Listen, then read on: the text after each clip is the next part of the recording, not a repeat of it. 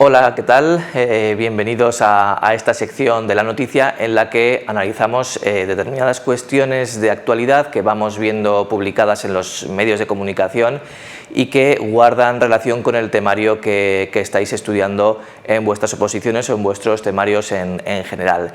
En esta ocasión, puesto que ya ha finalizado el confinamiento domiciliario impuesto en Lleida y en la comarca del Segrià, vamos a repasar cómo ha sido todo el itinerario, todo el procedimiento que ha llevado a ese confinamiento y vamos a analizarlo jurídicamente para ver si había realmente irregularidades o no y cómo se ha llegado a esa solución final.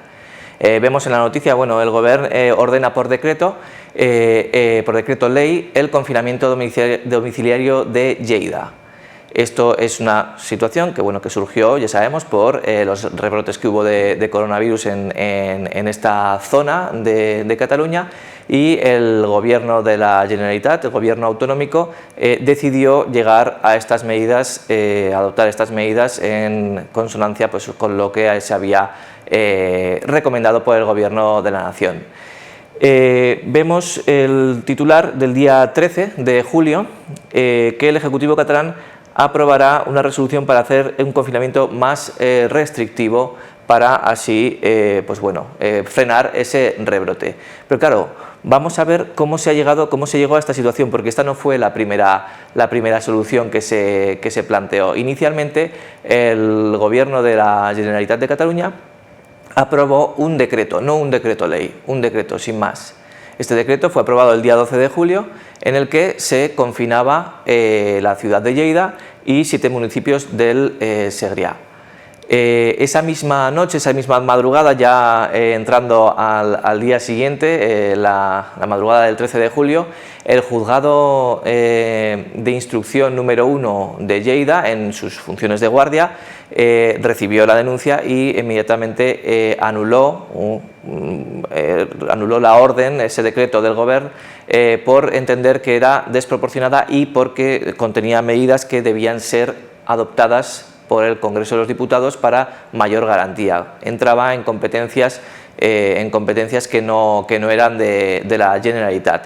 Y sobre todo, el principal hándicap que veía también ese juzgado de instrucción de Lleida era que no se preveía un límite temporal para esas medidas y que parecía que tenía una duración indefinida. Eso fue un poco fundamentalmente lo que frenó este decreto. Tras varias conversaciones entre los gobiernos central y autonómico, se llegó a la solución de un decreto ley para esas medidas urgentes contra los rebrotes de COVID. Ese decreto ley fue aprobado el 13 de julio y 2 días después, el 15 de julio, los mismos juzgados de primera instancia de instrucción de Lleida avalaron esa fórmula del decreto ley.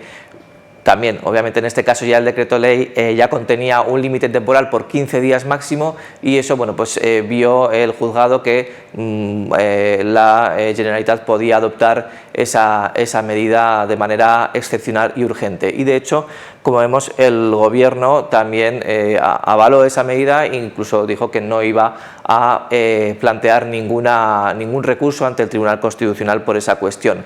¿Por qué aclaró esto, matizó esto el Gobierno? Ahora lo vamos a ver en la siguiente diapositiva. Claro, la pregunta es: ¿se puede restringir la libertad de circulación mediante decreto ley? Realmente el confinamiento domiciliario implica una restricción o una casi privación de la libertad de circulación, y la libertad de circulación está prevista en la Constitución española dentro del título primero, que precisamente nos dice el artículo 86 de la Constitución que los decretos leyes no pueden afectar a los derechos y libertades fundamentales de los ciudadanos recogidos en el título primero de la Constitución. Por lo tanto, a priori, un decreto ley no debería ser suficiente para restringir la libertad de circulación, y de hecho durante el estado de alarma no se realizaba mediante decreto ley, sino mediante declaración de estado de alarma avalada por el Congreso de los Diputados conforme a la Constitución española. El mismo Estatuto de Autonomía de Cataluña nos dice lo mismo, con otras palabras, pero finalmente en definitiva nos está diciendo que no pueden ser objeto de decreto ley cualquier medida que regule, que modifique los derechos y deberes fundamentales de los ciudadanos. Entonces, claro, la pregunta que nos podríamos hacer, ¿fue legal dictar el confinamiento por decreto ley? Bueno, en principio, si vemos la Constitución, pues parece que no lo fue. Tampoco vamos a dar una respuesta porque esto corresponde al Tribunal Constitucional y no a cualquier otro juzgado ordinario, sino a la justicia constitucional determinar si fue legal o no.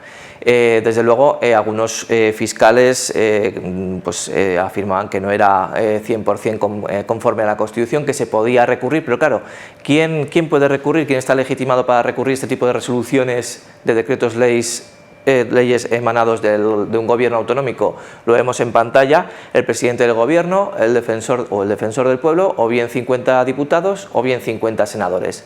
Lo que sucede es que el gobierno dijo que no tenía intención de recurrir ante el Tribunal Constitucional, que le parecía bien esta medida para frenar los rebrotes de coronavirus y que era prioritario eso. Pero efectivamente, realmente, ¿qué hubiera sucedido si hubieran planteado una cuestión, un recurso de inconstitucionalidad?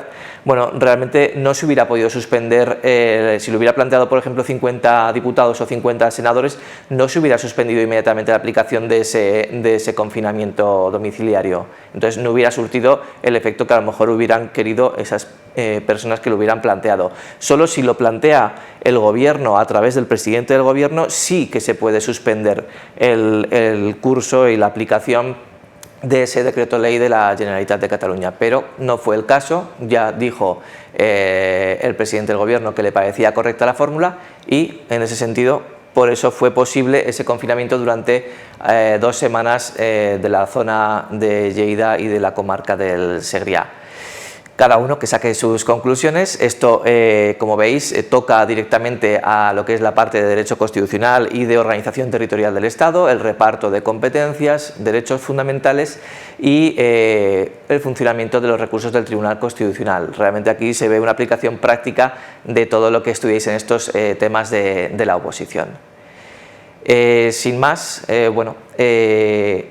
espero que os haya resultado interesante esta sesión y en siguientes ocasiones continuaremos planteando repaso de noticias de actualidad que seguro que os son de gran utilidad para entender mejor el temario y encontrar una aplicación más práctica.